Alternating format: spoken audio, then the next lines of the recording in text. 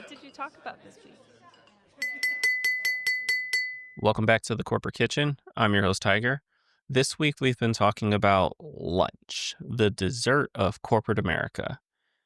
Going back to the takeaways we talked about on Tuesday, one of the big things I want to touch on before we get into the stories is using lunch as a form of networking. A lot of people don't have time throughout the day, and it's hard for them to set aside 15, 20, 30 minutes to have a conversation. But again, everybody has to eat. So it is a very valuable opportunity to try to knock out two things, both eating and networking. I know with my experience specifically, when it came to networking with senior leadership, putting lunch on their calendar was by far the most concrete way to ensure that time stuck on their calendar. If it was outside of that lunch period, it had to be very flexible to their schedule because they can get drop in meetings. This networking meeting never took priority. Therefore, when a urgent meeting dropped in, this meeting was pushed out. And obviously, I had no issue with that. But when it was during the lunchtime, people made that time, especially when it was off site. When I was at a certain company, I made it an intentional thing where, hey, I want to set aside time to network, talk, catch up, and also let's have this during the lunch hour and not even on site, let's have it off site. There was a number of fast food restaurants right near the facility that we worked at. So we weren't driving far at all to meet there and have lunch. And with all those options too, it made it a lot easier for someone to meet with me and say, okay, there's plenty of variety. I'll be able to find something. The other key thing with that as well is that since we weren't in the facility, it allowed us to speak a little bit more freely. That's the hard part when it comes to lunchtime that you have to be aware of. We're not going to talk about that portion at least too much on this episode, but I do want you to be aware of that. When you are using it as a networking opportunity, or if you're just talking amongst your friends, and this portion amongst your friends we'll talk about a little bit, be careful what you say because there are eyes and ears around, and people tend to drop their guard when they're eating because they're happy. And if we do that a little too much, we can make mistakes. Being inside the corporate facility and making those types of mistakes could be detrimental. So be careful doing that, which is why I always chose to go offsite. If I'm somewhere not on campus, there is a lower chance of the eyes and ears around us being detrimental. First things first, though, let's get into the first action in our first story. First action, I'll just give you right up front before I get into the story. Block off the time. Block off the time. For some people, you're going to have to do that physically and literally. Other people, you can do it mentally. Block off the time of whenever you're going to take lunch. I remember when I was at a company, we were trying to figure out, when I say we, it was about probably like six of us that always ordered food, never got the food from the facility, from the cafeteria, never did that. We always ordered food. And we only took about 30 minutes for lunch. Therefore, it had to be quick. We had to order the food. Someone had to run and go get it. Out of the six of us, only one or two people needed to go run and get it, bring it back so that we can eat and continue our work. What was interesting is like the timing and how that timing developed. Because of when we started work, which was 6 a.m., we all wanted to work our hours and get out. We didn't want we worked 8 hours a day, 5 days a week. We wanted to get out 8.5 hours later.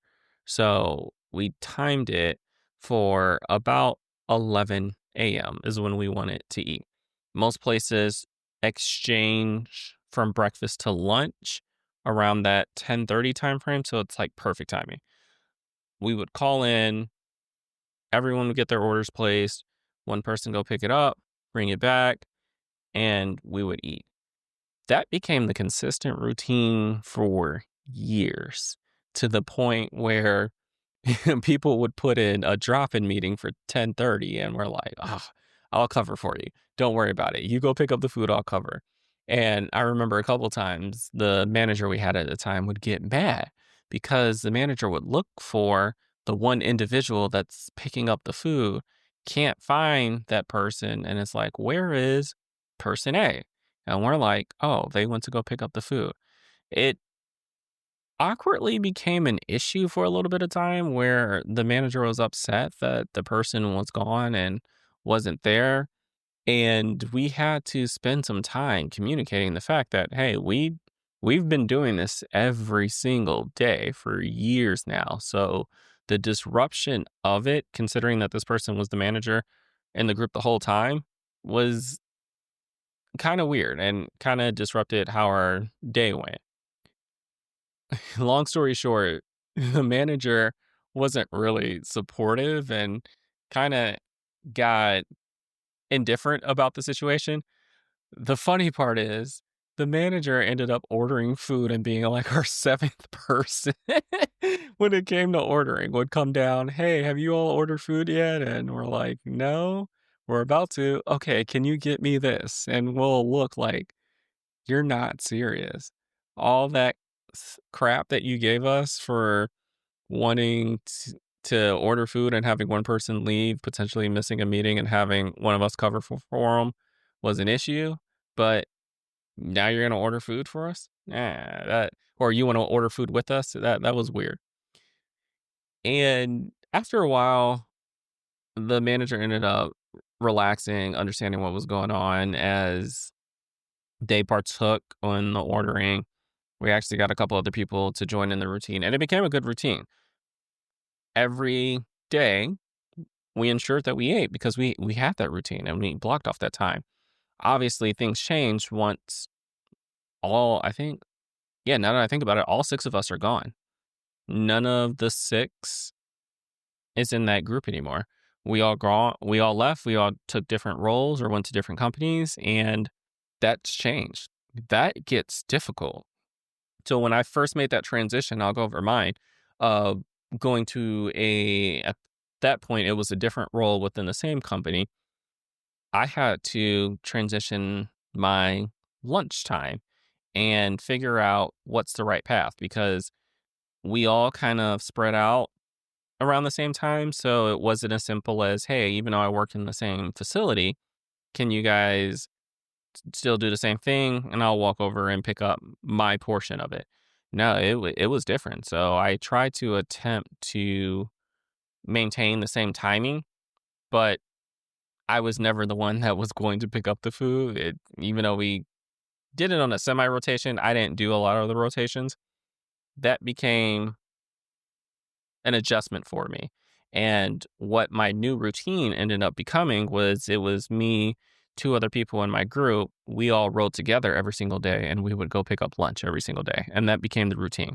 So my lunch was more so 45 minutes at that point, including transit time. We would go, leave, pick up the food, come back, eat it at the facility, and take our 30-minute lunch break. That became the time that I blocked off. And I made that consistent for the whole role.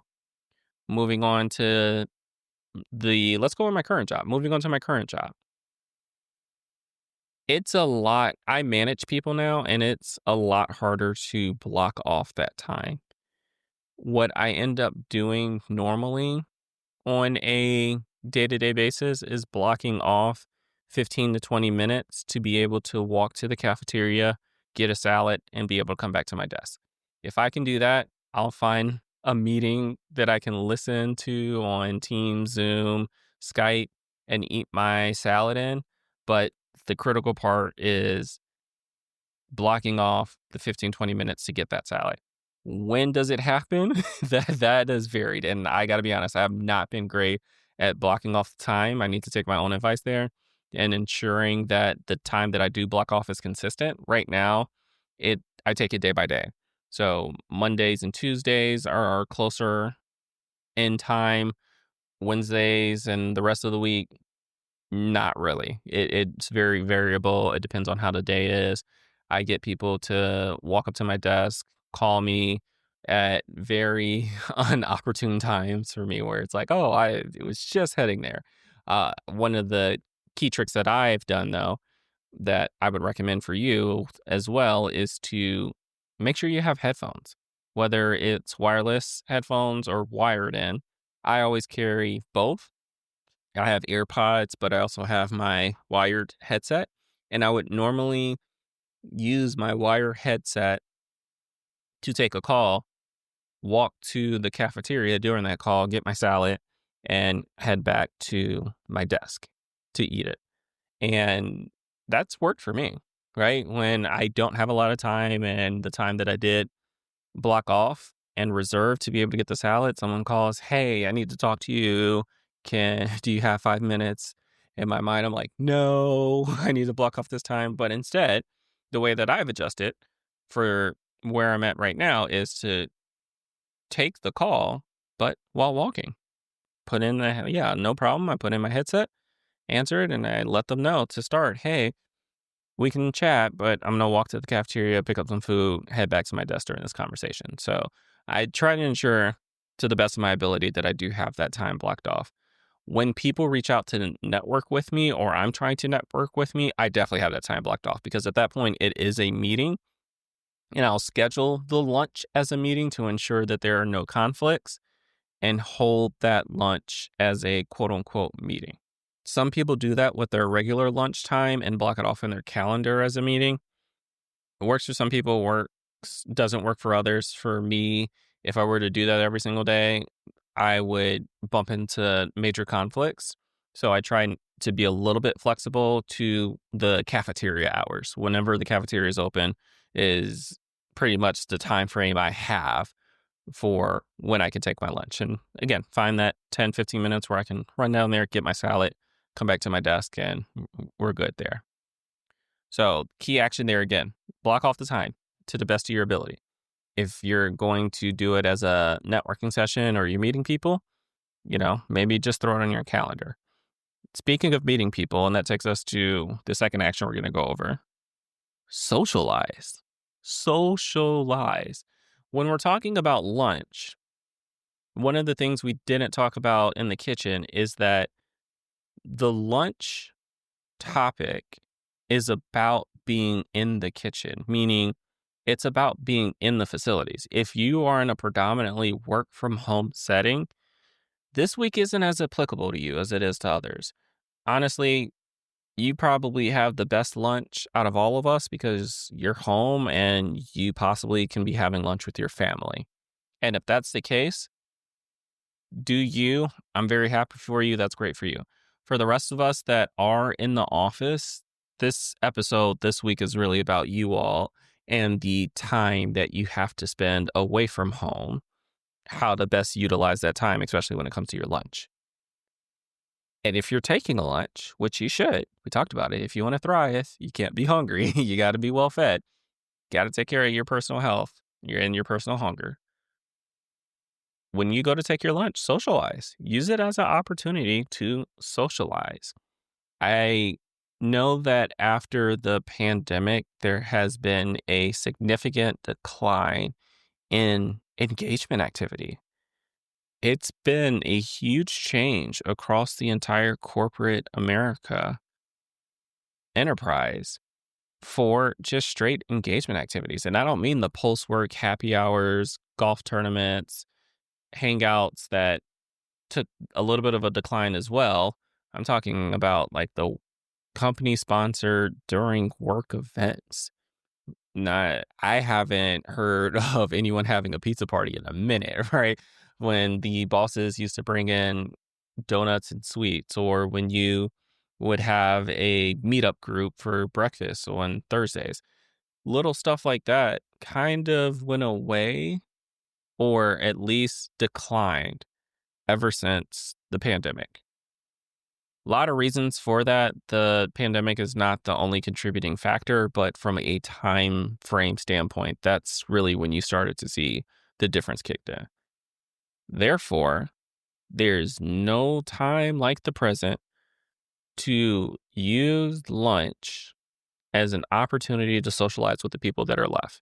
If you see people in the lunchroom, they're probably at this point and the way things are right now, they're probably close to where you are in terms of mindset, career, stature, you know, closer to being a friend than they would be enemy or your competition.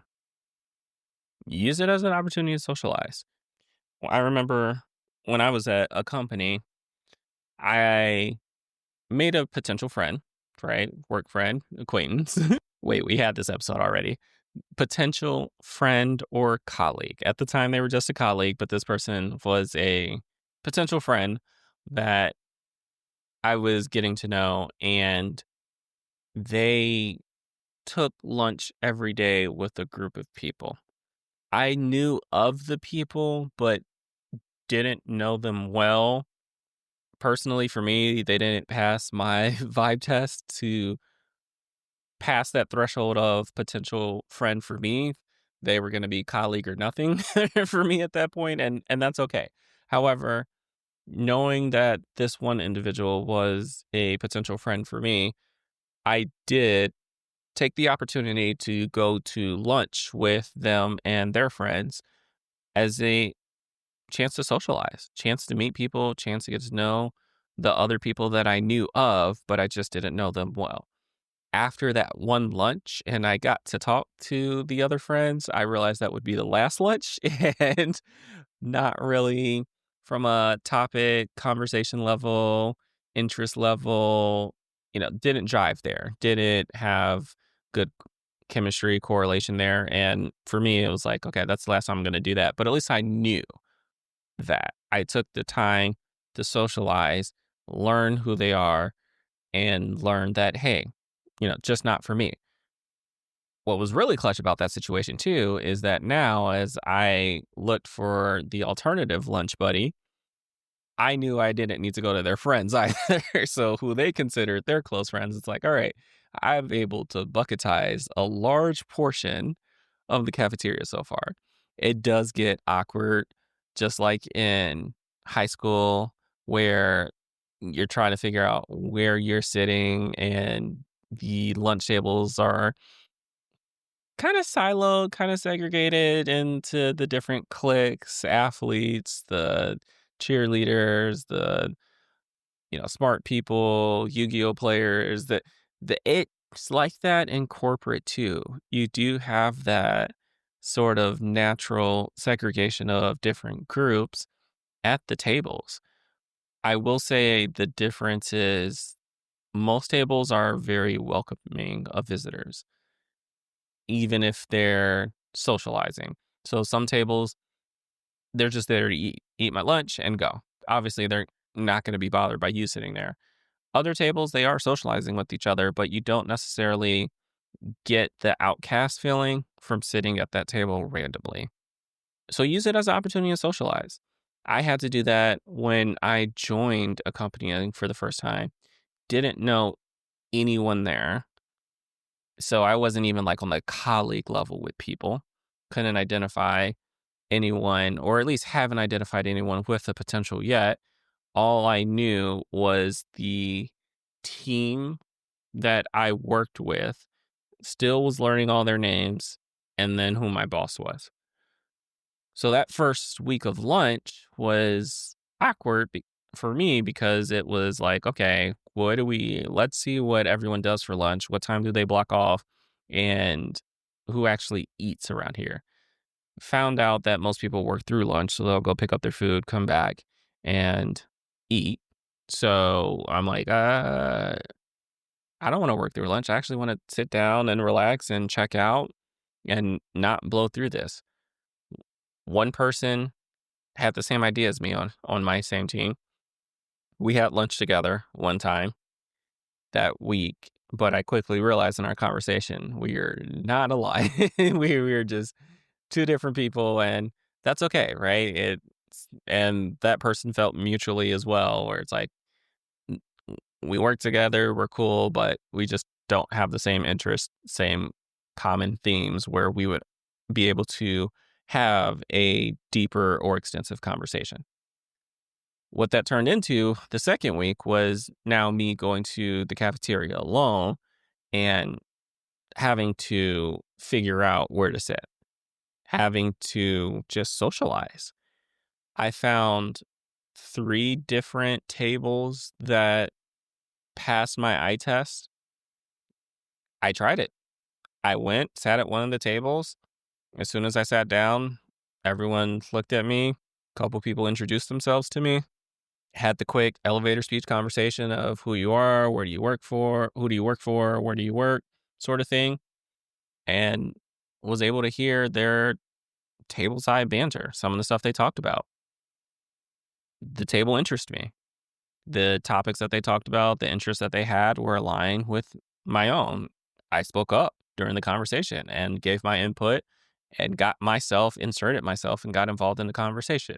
And when I say insert myself, you definitely understand that there are some people that are way too aggressive or way too much when they insert themselves into conversations that they become a turnoff. I didn't do that. This was me socializing and speaking up to involve myself and be a participant in the conversation. So when I say insert myself, I brought myself as a participant in the conversation. Didn't speak too much because obviously I didn't want to dominate the conversation, but at least I wanted to throw my 2 cents in to plant that seed that, hey, I may be the new person at the table. However, I am aligned with the same interests you have. Let's potentially talk more. I sat at that table for the next couple weeks, got to know everyone there, and built a network off of those people. Some of those people I still know today. I don't really talk to them as much, but I know how they're doing and what they're doing in their career. It was a very fruitful engagement.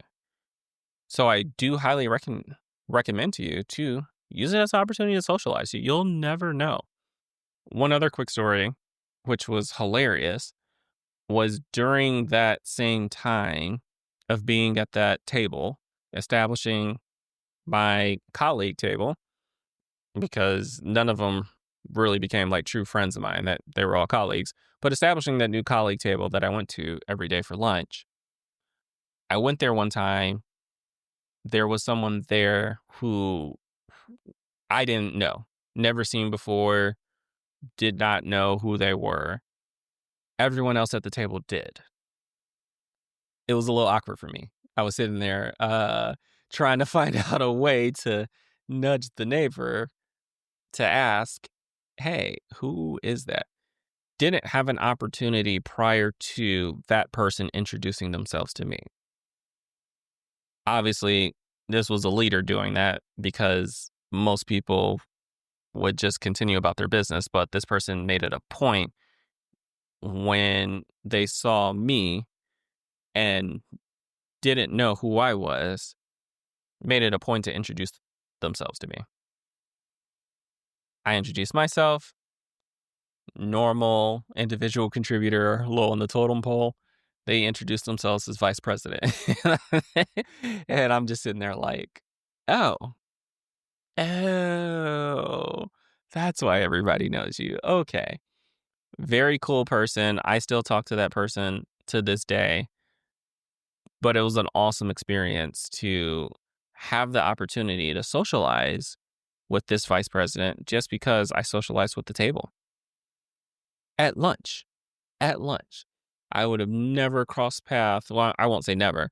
I probably wouldn't have had a opportunity within a reasonable amount of time to network with this person prior to them coming to the table, making it so sweet of a deal to have lunch and socialize with people. Bring them to the table. We're at the table. Let's have the dessert at the table. It's the sweet things in life that really makes having the time taken out of work to eat and socialize and network worth it. With that, it brings us to our third action. Don't be mad. You do have to hear this. We all have to hear this. I'm not trying to mansplain you, but you do have to hear this. Third action when it comes to lunch, and you know what this is. We want you thriving. We want you in good health. We want you to take lunch. But when you eat lunch, you need to eat well. Third action is to eat well. And I'm not talking about the courtesy eat wells. There are courtesies that we need to throw out there. You're not allowed to microwave fish. You're not allowed to microwave broccoli. Don't burn things. Please show your neighbors and the cafeteria some level of courtesy. Don't overeat so that to the point where you're throwing up. If you're allergic to something, please don't eat that. If you know that something causes a significant bowel movement, go light on that. There's common etiquette things in terms of your eating. Overall, though, you do need to take the action to eat well. You got to eat good. When you eat like crap, you feel like crap.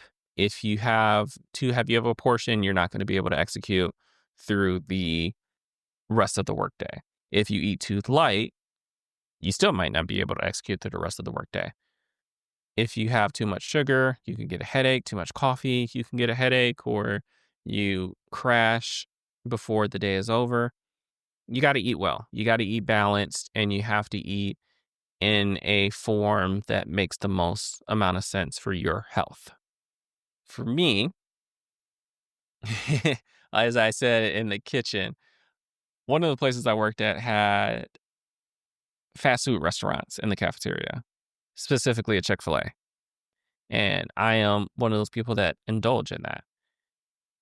I probably ate that for a solid 2 weeks for lunch every day. Didn't feel the greatest afterwards. I tend to get the same thing when I order from there, spicy chicken sandwich or a deluxe with waffle fries and a Sunjoy. After a while of having that constantly, the stomach definitely reacts differently. I'm one of those people that can't have a lot of dairy. Sometimes I'll indulge in a milkshake, especially if it's peach milkshake season. Other times I just go with the sweet tea lemonade mix. The caffeine in the sweet tea will definitely, and the sugar overall, definitely gives me a heightened sense that doesn't last long, and I have that crash afterwards. When I transitioned from that to having salads every day, I felt so much better. Eating well makes a huge difference. Here's the funny part of that too. Not only was I eating better, I it was cheaper. The salads that I got, build your own, it had a salad bar. So it's a build your own salad, weigh it at the counter and pay based off weight. That was cheaper than the combo meal that I ordered. When I found that out, because I always felt, oh, if I got a salad, it wouldn't be enough food and I'm going to be hungry. So I got a portion of salad that I believed would make me full just to test out the price. Price came out and it was lower than the combo. I was excited. This is awesome. This is great. Ate the salad and was good. Was pretty full and was able to get through the rest of the day with the mix of the veggies that I put in there and the balance that it had. It gave me the right nutrients, vitamins, minerals that I need to get through the day. At this point, I am still on the salad train. The only difference now is that in addition to a salad, I would normally get some fruit or maybe some yogurt with granola on top of that just to have, because I do go to the gym and work out, so I'm a little bit more hungry nowadays. But even those two items together, still relatively reasonable in price and keeps me energized through the rest of the day. When meetings get really tough, really hard in the afternoon, I will take the walk of shame and go buy a Starbucks coffee or some type of energy drink. But that's very occasional. That's not the norm. It comes out again when those afternoons are hard, and you know those days where it's just not a great day.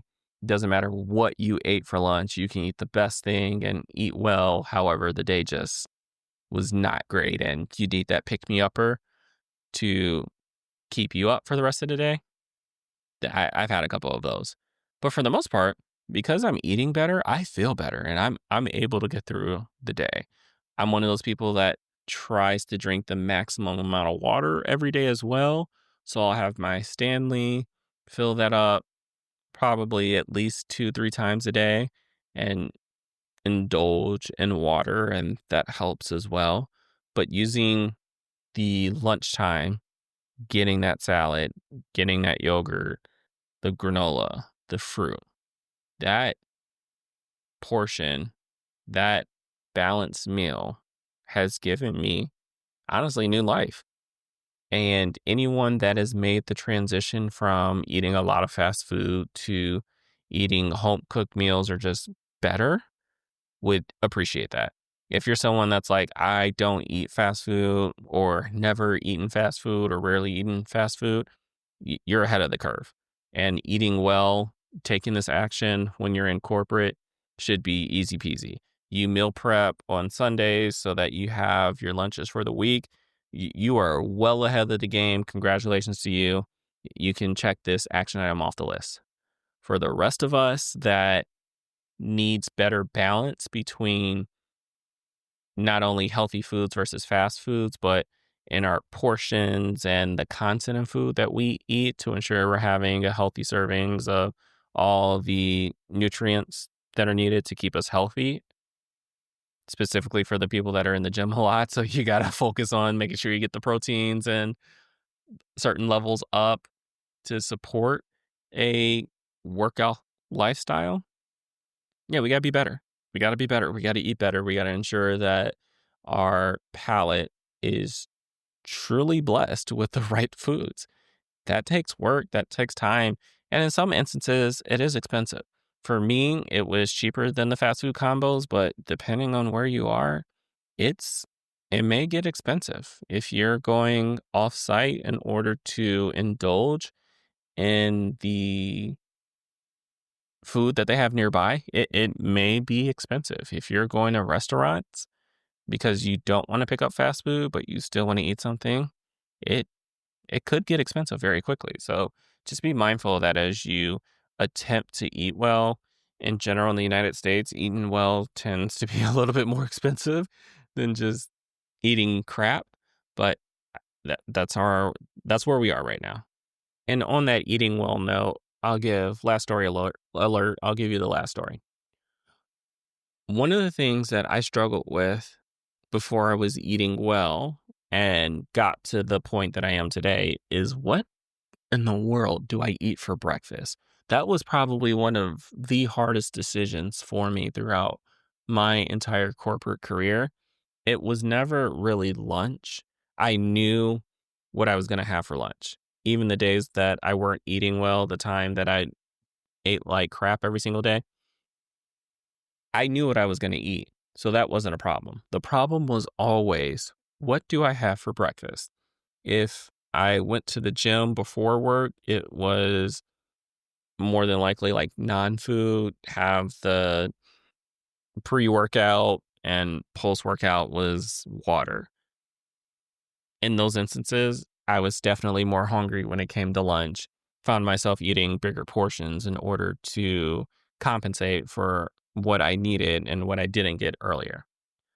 Other times, there was a time period when I went with someone to go get breakfast every single day. The chef would make either, no, actually, this is when the chef, we went so many times, the chef knew who we were. So we'll walk in, acknowledge the chef with just a head nod, and chef went to work and had our plates ready, called our names, your food's ready, and we got the same thing every time. For me, it was French toast, eggs over easy, bacon.